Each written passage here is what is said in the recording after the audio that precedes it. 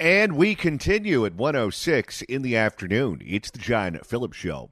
Mr. Randy Wangs in Culver City. John, the mayor of Lancaster, Rex Parris, defended his comments that the criminal homeless should just be given all the fentanyl that they want. This is what he told Fox 11. The people that accost you in the store parking lots and intimidate you into giving them money. We call that robbery in a sane society. Quite frankly, I wish the president would give us a purge, because we do need to purge these people. Well, I don't see what's wrong with that. If you have these criminal encampments where criminal activity goes on every single day, you can't bust them up. You can't force them into treatment. You have to provide them with all of the materials that they use to consume the drugs with. If it's legal for them to do drugs and you can't stop them, and he's suggesting, well, then let's just speed it up so we can live in a clean place again, I don't see the problem with that.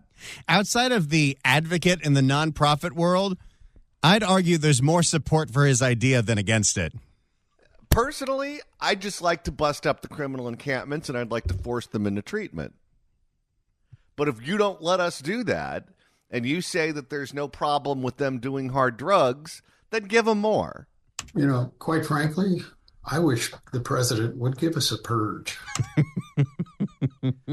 I mean, we've had this discussion before.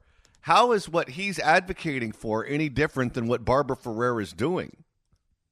They're literally giving people meth pipes, needles, foil, and spoons, and everything else funded by your taxpayer dollars. And then the drug dealer is right outside Homeless Healthcare Los Angeles in Skid Row to sell them all the fentanyl and meth they want.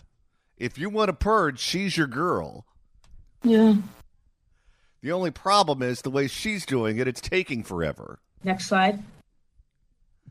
800-222-5222 is the telephone number, 1-800-222-5222. It is our pleasure to welcome our next guest to the program. She is a columnist at the Southern California News Group, which is the LA Daily News, the OC Register, the Riverside Press Enterprise, and most importantly, Randy, the Redlands Daily Facts. She's also host of the Howard Jarvis Radio Show, which airs Tuesday nights on KABC and KSFO. You can follow her on X at Susan_Shelley. Susan Shelley, welcome. Thank you, John. Great to be with you. So tomorrow in Huntington Beach, Steve Hilton, formerly of the Fox News Channel and a frequent guest on this program, I believe you've been on his podcast a number of times, is going to make it official and throw his hat in the ring as an official candidate for governor of California. We know that the Democrats have occupied that seat for the last, since 2010 when Jerry Brown beat Meg Whitman. Prior to him, it was Arnold Schwarzenegger. And Steve Hilton thinks he's the guy to lead the state into the future. It's an uphill race for any Republican, let alone one who's never run for office before. What do you make of Steve Hilton as a candidate, and what do you make of the chances that any Republican could win that seat? Well, I have to say I think this is one of the most important candidacies that we have seen in state politics in a very long time, because he is very deep on policy. And by being a candidate in the arena, he raises these questions about our housing policy, our energy policy, our tax policy, puts it into the debate where it cannot be ignored. And so the press that would like to ignore it is forced to confront the failures of the climate agenda and the failures of all the California policies that are making everything more expensive in this state. So I think when people have the opportunity to hear those questions raised and hear potential answers, that it could shake up politics in this state. Do you think Kamala Harris is going to ultimately get in the race? Because she says she's going to take until the end of summer to decide. That is a lifetime away. She just spent $1 billion nationally promoting herself, so she would start the race with almost universal name ID.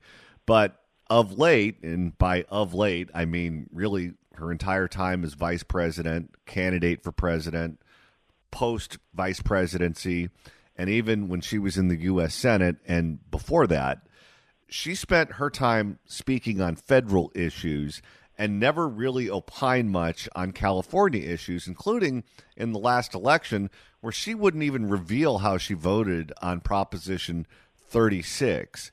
If Kamala Harris were to get in this race as someone who really hasn't been thinking much about California issues and certainly doesn't have any solutions, what does that say about where the Democratic Party is in California?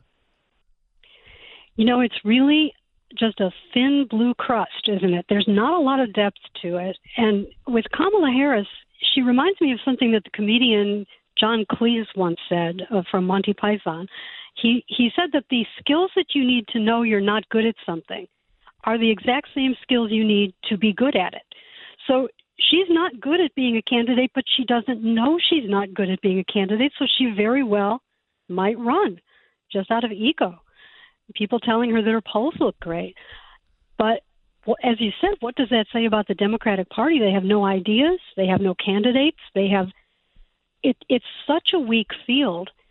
And the policies that they're defending are so terrible and so destructive that I really think just shining the light on how bad the policies are and how inept the individuals are is a recipe for success for the Republican Party.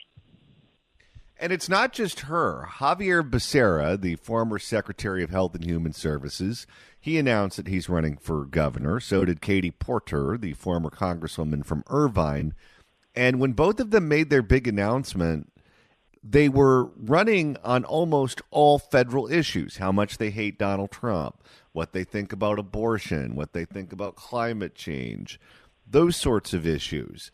That's not what a governor has to deal with. A governor has to deal with the state budget, the insurance crisis, the homeless problem, crime, fire mitigation, water policy. And those subjects didn't come up in their announcements. Do you think we could go through an entire cycle where they get away with only talking about federal issues and all of the state issues that are in crisis right now just get ignored? I don't think so because of Steve Hilton. If we had a Republican candidate who was just going to play to the hard right and not really have a chance in California, then they would get away with it. But because we're going to be talking about real policy and real policy solutions, I don't think they're going to get away with it. And I do think it's going to be a different kind of a campaign. It's an open seat. If the Democrats attack each other, then it could be a real mudslinging fight, which could be interesting. And then we have this bizarre top two math that you have to look at that says, well, the Democrats split the vote, and maybe the Republicans don't split the vote, and we'll have to see what happens. If Kamala gets in, what do you think happens to the rest of the Democratic field? Do you think that they just drop out, or do you think that they go after her? Well, some of them will certainly drop out. I believe Eleni Kounalakis said she would drop out.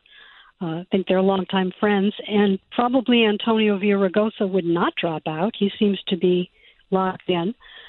It's hard to say. It's hard to say what the fundraising situation will be for any of them. The field is sort of frozen right now while they wait to see if the person with the highest name recognition gets into the race. And certainly name recognition is most of politics. So it could be that some will stay and some will go, but I think the fundraising will give us the earliest indication on that. We're speaking with Susan Shelley, who you can follow on X at Susan_Shelley. You can also listen to her on Tuesday nights on KABC in L.A. and KSFO in San Francisco. Susan, the city of L.A. is broke. They're facing $1 billion budget deficit. And the mayor of Los Angeles, Karen Bass, went to Sacramento hat in hand, begging for money from the state, saying that the state is in the situation it's in because of the fires. Well, the same woman, the mayor of Los Angeles, Karen Bass, just recently met with Black Lives Matter and told them that the state or the city is broke in part because of the fires, but she also mentioned other spending that she didn't mention in Sacramento, including spending a lot more money on lawsuits than they anticipated, and the fact that she gave every city employee a raise.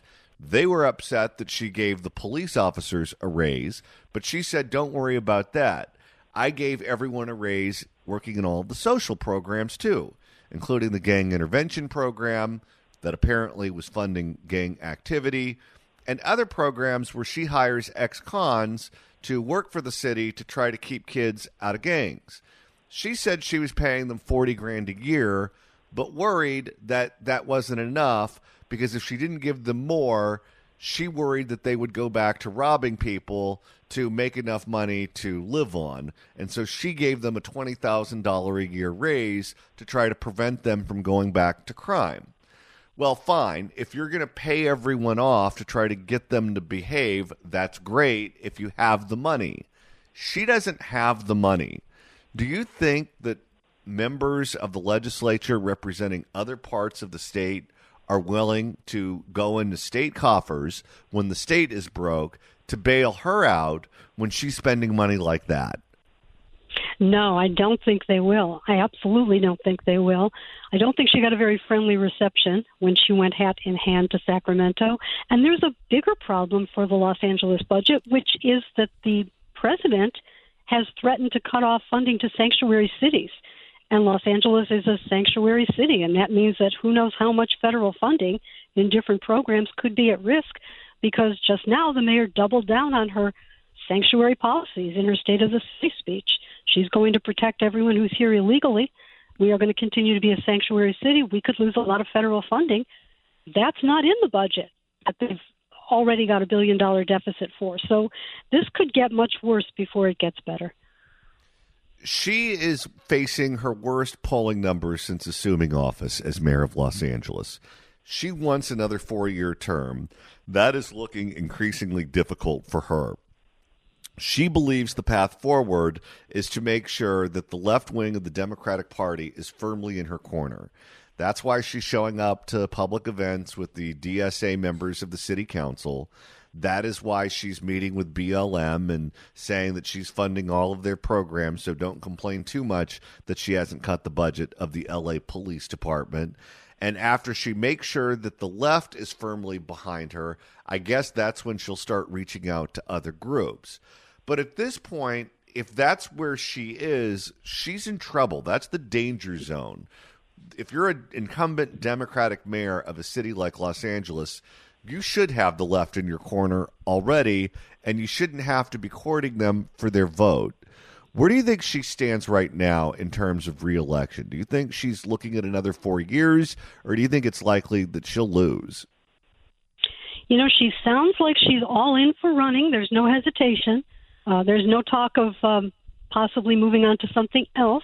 So she's in. The question is who's going to run against her. It seems that the Democratic Party is filled with people who are afraid to run against her, even afraid to cross her on something like firing the fire chief. They didn't want to cross her even on that. So I really wonder if no one runs against her on the Democratic side, what are the prospects for defeating her? She's also raising the trash fees by a dramatic amount. That, of course, is not regarded as a tax increase. So she's going to claim, like she claimed that she didn't cut the budget of the fire department, that she never raised anyone's taxes. How much anger is out there regarding those trash fee increases? Oh, there's tremendous anger, and people haven't even seen them yet. So it's only the people who heard about it so far who are angry. But there's going to be a notice that goes out to every DWP customer telling them what these fees will be. You'll have the opportunity, if you live in this area and you're subject to the DWP billing, you'll have the opportunity to cast a protest vote. And if more than half the people who get that notice cast a protest vote, the trash fee increase cannot go forward. That's the state constitution. It's Prop 218, sponsored by the Howard Jarvis Taxpayer Association. So I urge everyone, when you get that mailer about the trash fees, don't throw it out. It may look like junk mail. Don't throw it out.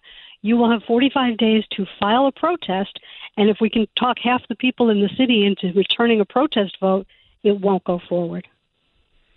Susan Shelley, columnist for the Southern California News Group and host of the Howard Jarvis Radio Show, which airs Tuesday nights on KABC and KSFO.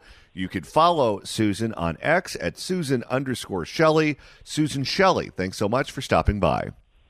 Thank you, John. If you'd like to email the show, you can do so at johnnydon'tlikeshow@gmail.com. That's johnnydon'tlikeshow@gmail.com.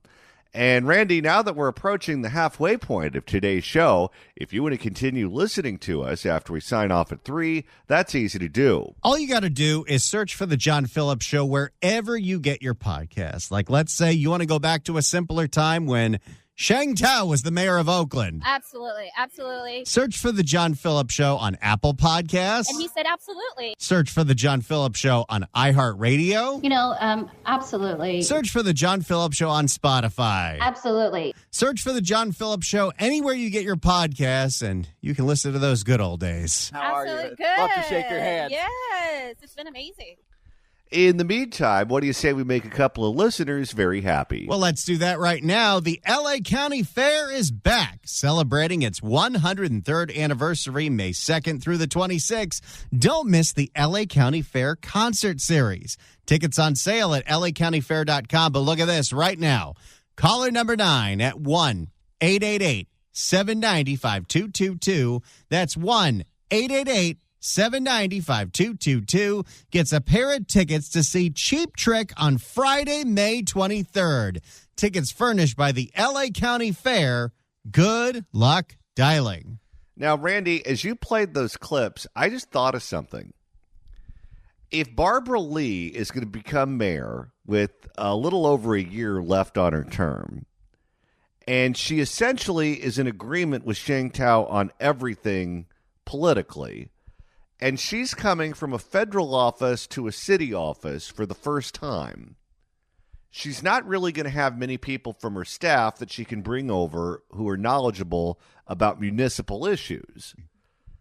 What do you think the odds are she ends up keeping a lot of the Sheng holdovers and Barbara Lee ends up as mayor of Oakland with essentially Sheng Tao staff working for her? That's what a mayor do. Now, some of Shenghi's staffers got fired very recently for the things that were jotted down in meetings that were super racist, but there's still people that were appointed by Sheng Tao that are running that city, and Barbara Lee doesn't know any better. So unless she's got a whole bunch of favors that she needs to repay and put people in those offices, it's going to be the same people running the city into the ground.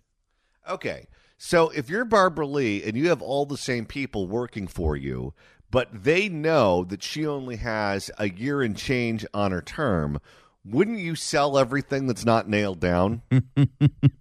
What else is there to sell?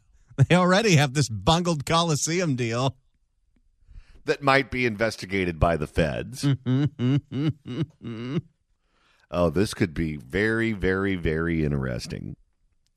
And right now it's time to open up the California Crime Blotter. If the cashier is dummy. Questions?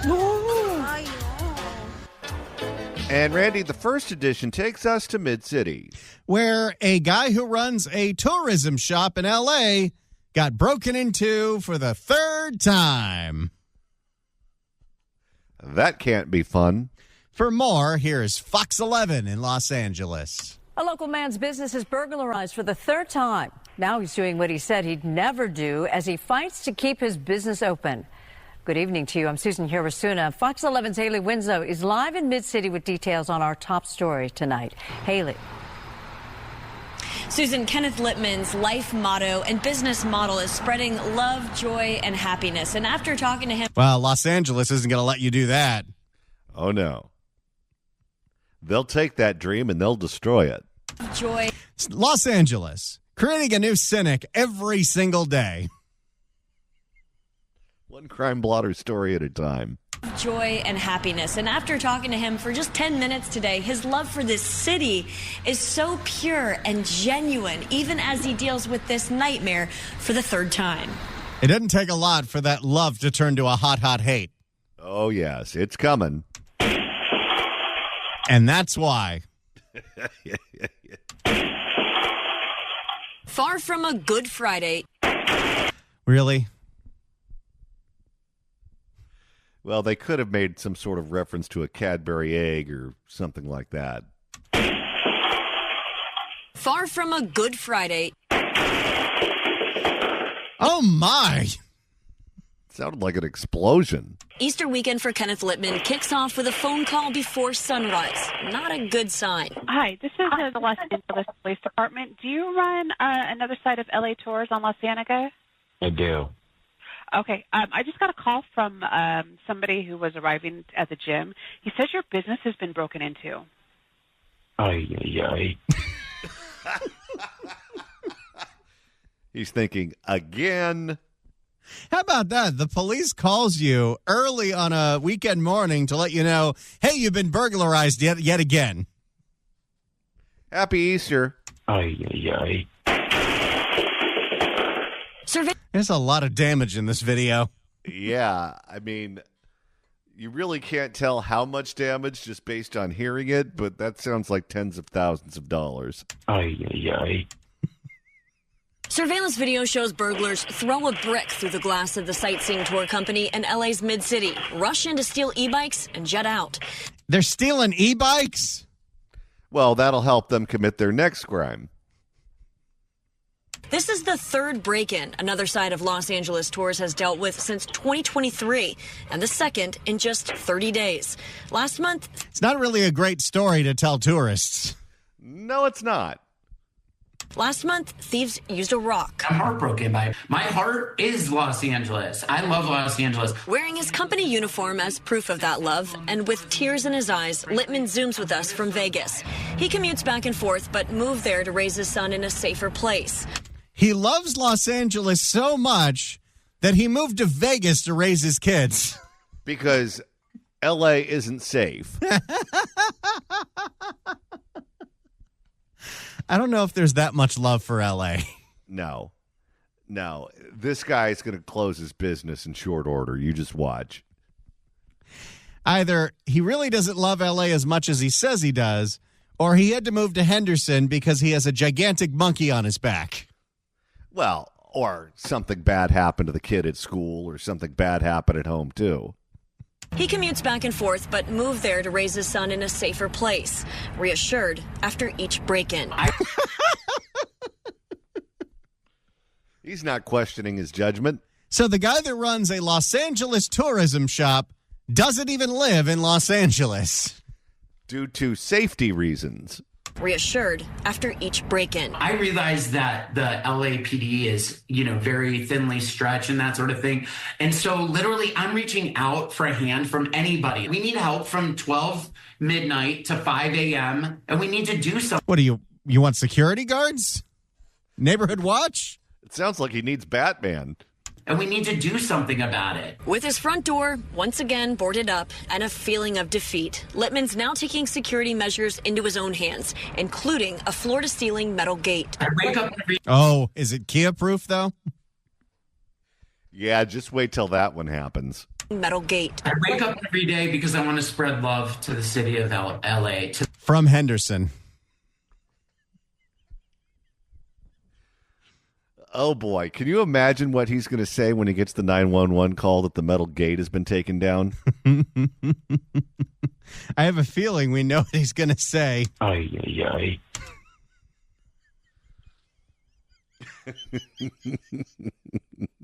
LA to the visitors that come to LA. For 50% of my business is locals. The other, and also local. Okay, what locals are going to an LA tourism shop to rent an e-bike from a guy that doesn't even live in LA? Does he count the crooks as regulars? And also local companies that want to do team building activities and stuff like that. The other 50% is people from all over the world. I've been very hesitant to put the bars on my windows and stuff like that because I don't really feel like that's a great way to welcome guests to Los Angeles. But well, it's more realistic of what Los Angeles is. Oh, believe me, if they come here often, they're used to it. To Los Angeles, but now that's what I have to do to protect my business. Vowing not to give up on the city he loves. Might be time to start learning how to deal blackjack, buddy. Is it too hot in Vegas to rent those e-bikes? Police found a crowbar and evidence that the thieves were also trying to get upstairs to the businesses on the second and third floor. And, as a tour company, they have already lost so much business because so many people from around the world, especially with spring break. It's so bad, even the owner can't afford to live here. Well, word gets out when stuff like this happens. And if you live in the middle of the country, if you live in North Dakota and you're trying to figure out where you're going to go on vacation and you don't want to end up on YouTube, you don't come here. Canceled their trips thinking mistakenly that LA was still on fire from the January wildfires or that the entire region was destruction. Well, it's destruction of a different kind. Some is man-made, some is not. Reporting live here in Mid-City, I'm Haley Winslow, Fox 11 News. There we go. This poor guy that happens to own a travel shop that he doesn't actually run in person because he lives in Vegas. Got burglarized for the third time. Okay, here's the question I have. Before he packed up and moved to Vegas for security reasons, who did he vote for? Did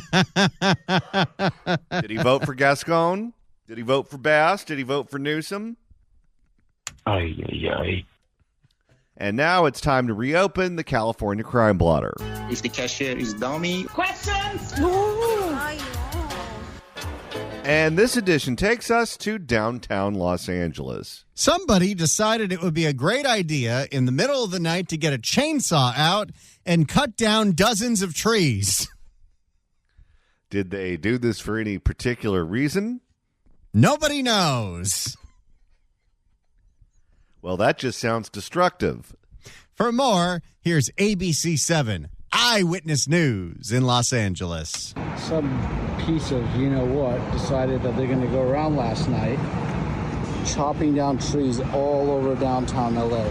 We got a serial lumberjack out there, people. Someone in the middle of the night woke up and said, you know what? Downtown L.A. has 1,000,001 problems. You know what's at the top of my list? Too much shade. Residents expressing frustration and anger after someone cut down several trees along Grand Avenue in downtown LA this weekend. Eyewitness News reporter Sophie Flay is live in downtown with the latest. Sophie? And no shade for Sophie. Nope. I hope she brought a hat. Yeah, Jory, security guards at buildings in the area say they have surveillance video of one person riding around on a bike, wielding a chainsaw, and chopping down trees. Just another totally normal day here in the insane asylum. Gee, I wonder why tourism is down. Downtown LA residents are calling this act malicious. Well, is there a gentle way to use a chainsaw to chop down a bunch of trees for no reason? Well, you can't use any words on broadcast that would accurately describe it. Some piece of you-know-what decided that they're going to go around last night chopping down trees all over downtown LA. At least 5 trees in downtown LA were butchered over the weekend, leaving residents confused. What are you doing to your city? I mean, anybody that does this is an act of destruction. Media Musave. Yeah, but we don't arrest people for breaking into shops. No, and I'm sure the guy was on meth, and if we were to pick him up, we would say, oh, well, this is a crime associated with addiction. Media Musave has lived downtown since 2017. He's also behind the popular Instagram account DTLA Insider. At first, he thought these chopped trees were part of a city cleanup. Started getting pictures from many different people in the influencer space, downtown space, saying, did you see what they did last night? And I realized this was a little more malicious than, just the city chopping trees down. No, this was a crazy guy with a chainsaw. They're lucky he didn't try to chop down people. They were spotted at Grand Avenue and Wells Fargo Center, Olympic and Figueroa, Broadway and Cesar Chavez, and right here at Grand Avenue and 5th Street. According to City Council member Isabel Jorano, this was an illegal act. LAPD Central Division says this tree massacre started at around 1:30 Saturday morning. Tree massacre. Well, it was 6 trees. That's a lot. Detectives are looking for camera footage. The scope and scale that they did this to is just... The chainsaw in the middle of the night doesn't wake anybody up. Yeah, how is that just a normal sound? Especially the tree, after you've chainsawed through it, crashing over and falling over. How did it not land on a car or a bum or something? A little bit shocking. I mean, we're in a high-density urban area. Some cameras, somebody had to see something had to catch something, but we've never seen anything like this. Yeah, again, if you live in the area or you have anything that you captured on camera of this act, LAPD is looking for and still collecting that video. Live in downtown. I'm sure they have every angle possible. What's that going to matter? Well, go back to the previous edition of The Blotter, where everyone is just defeated. I'm sure people saw it happening in real time and no one said anything because nobody cared. Live in downtown LA, Sophie Flay, ABC 7 Eyewitness News. Yeah, with summer coming, we need that tree canopy downtown. Sophie, thank you. Nope. No trees for you, downtown LA. All right, Randy, it's time to reopen The Blotter. If the cashier is dummy. Questions? And this edition takes us to your neck of the woods. Yes, unfortunately, it takes us right in front of the Ralphs that I occasionally go to, where a woman was using an ATM outside of a Ralph's grocery store. A man walks up to her, points at a $20 bill on the floor and said, "Hey, you dropped something." She gets distracted, and he steals her debit card. Uh-oh. For more, here's Fox 11 in Los Angeles. It's your lucky day. You're so lucky. You're full of luck. It's your lucky day. No, it wasn't Sarah's lucky day. It was a setup for a classic $20 distraction scam. I have never heard of this one, but it's pretty interesting. This seems like a distraction out of the 20s. And by the time it was over, thousands had vanished from her bank account and her daughter's. And this is the Ralph's I usually come to. On Wednesday, April 16th, Sarah went to Ralph's grocery store on Satakoy Street and Louise Avenue in Van Nuys. Don't call that part of town Lake Balboa. Now, this is not the Ralphs where the ladies from Reseda were at. No, that was a Vons. I used to go to that Vons, too. Somehow all these crimes are connected to the grocery stores I begrudgingly have to go to when Trader Joe's is out of something. Well, stay away. I know. But that was on Tampa and Victory. This is Satakoy and Louise. I see. As she was using her debit card to pay, a stranger approached her and said that I dropped $20, and I said, "No, I don't think I did." My guess is they insisted that you did. And I was putting my PIN into the machine, and he came much closer to me and was kind of pushing. I got to say, even this is a crowded area where there's a lot of different shops, including that grocery store, but you never feel more like a sitting duck in your life when you're at an ATM machine. I hate going to ATMs. In fact, well, it's not just the ATM. Whether it's putting gas in my car or getting money from the ATM, grocery shopping, whatever, I like to go very early in the morning and be one of the first ones there, and you have it to yourself. No one's there. All the people with, how should I put this, antisocial tendencies tend to still be asleep at 6 or 7 in the morning. And I was putting my PIN into the machine, and he came much closer to me and was kind of pushing the $20 into my wallet. You need to back up. So he points out a 20. She says, "That's not mine." He picks up the 20 and now is getting so close in her face that he's trying to, quote, shove the 20 into her wallet. Yeah, that's a red flag. You need to back up. Back off. It all happened in a matter of seconds. Sarah kept insisting. And I'm like, "No, this is yours. This isn't mine." As Sarah walked back to her car, the same man, now joined by a woman, followed her, again insisting she take the $20. They continued to invade her space. I knew it wasn't mine. The reason I was getting cash back was because all I had was a couple dollars. Sarah left the parking lot feeling weird about the encounter. You don't say. I can see why. She checked her wallet to see if maybe they had taken any of her cash. They hadn't. But something else was missing. My heart sank because my debit card wasn't there. Within 30 minutes, the scammers made multiple withdrawals at Chase Bank several miles away. In total, nearly $5,000 was taken from Sarah's account. Holy cow! With facial recognition, how are these people not caught already?